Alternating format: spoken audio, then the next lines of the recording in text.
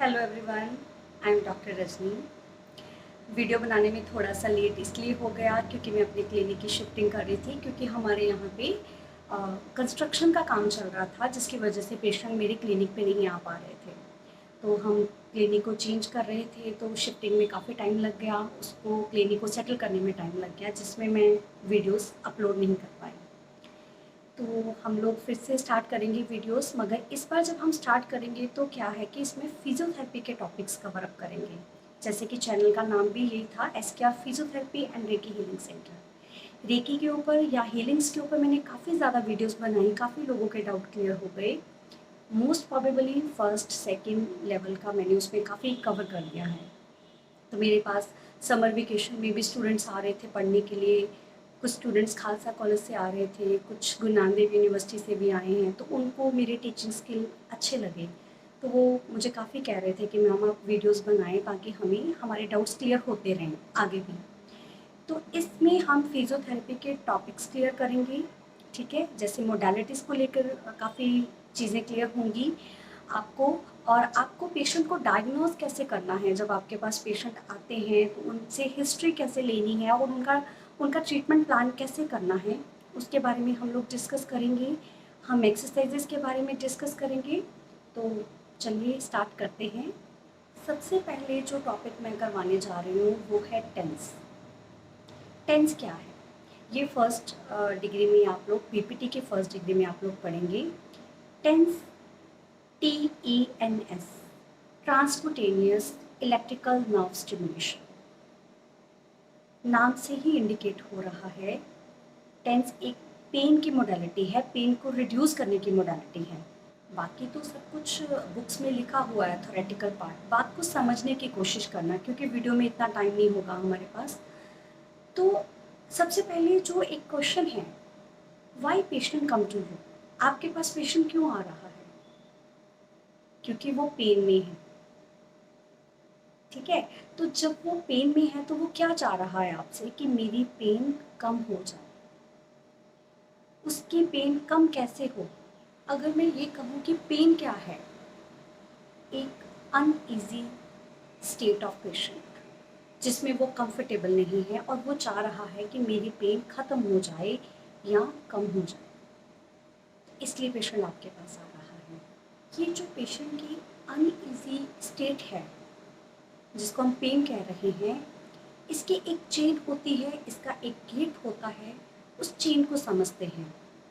क्या होता है, जैसे ही टिश्यू डैमेज होता है या जिस एरिया में हमें पेन हो रही होती है, वहाँ पर केमिकल एजेंट प्रोड्यूस हो जाते हैं, या उस पेन की सेंसिटिविटी से नॉक्सिस एजेंट, जिनको हम केमिकल एजेंट भी कहते हैं, वो रिलीज होना शुरू हो जाते हैं और वो इलेक्ट्रिकल स्टिमुलेशन क्रिएट कर देते हैं। इलेक्ट्रिकल स्टिमुलेशन हमने फिजियोलॉजी में पढ़ा होगा, जिसकी एक पर्टिकुलर फ्रीक्वेंसी होती है, एक चार्ज होता है, और ये जो इलेक्ट्रिकल स्टिमुलेशन होती है उस वक्त, इसको कैरी करते हैं कुछ फाइबर्स। ये फाइबर्स कौन से हैं? इनको हम C फाइबर कहते हैं, नॉन माइलेटेड होते हैं और स्लो कंडक्टिंग होते हैं। दूसरे फाइबर होते हैं A डेल्टा फाइबर, ये फास्ट कंडक्टिंग होते हैं और माइलिनेटेड होते हैं। इनके ज़रिए ये जो इनकी एक पर्टिकुलर फ्रिक्वेंसी होती है, जैसे C फाइबर की 15 और जो A डेल्टा फाइबर है उनकी 40 फ्रिक्वेंसी पल्स पर सेकेंड रहती है। अब क्या होता है कि जब ये इलेक्ट्रिकल स्टिमुलेशन को, एक पर्टिकुलर फ्रिक्वेंसी को उठाते हैं, तो ये स्पाइनल कॉर्ड की तरफ ले जाना शुरू कर देते हैं, क्योंकि फ्रंट फाइबर हैं। तो क्या करते हैं, ये जब स्पाइनल कॉर्ड में, स्पाइनल कॉर्ड के पोस्टीरियर कॉर्न में इस फाइबर की इंफॉर्मेशन को पहुंचाना शुरू कर देते हैं। इस पूरे साइकिल को हम क्या कहते हैं, पेन गेट या पेन चेन।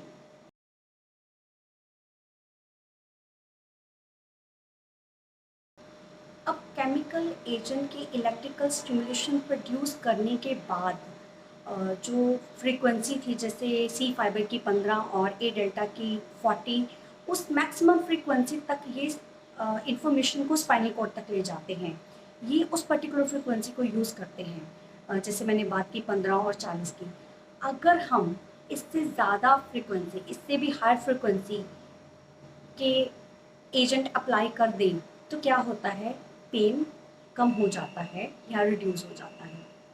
जैसे कि हम टेंस अप्लाई कर दें, आईएफटी अप्लाई कर दें या आइस, हॉट पैक, ऐसे कोई भी जो फिजिकल एजेंट बने हैं फिजियोथेरेपी में, अगर हम वो अप्लाई कर देते हैं तो इनकी जो फ्रिक्वेंसी है वो क्रॉस हो जाती है 15 और 40 से ज़्यादा, तो पेन को कम कर देती है। तो फाइनली क्या है, if we apply high frequency from this stimulus, तो पेन कैन बी रिड्यूस्ड।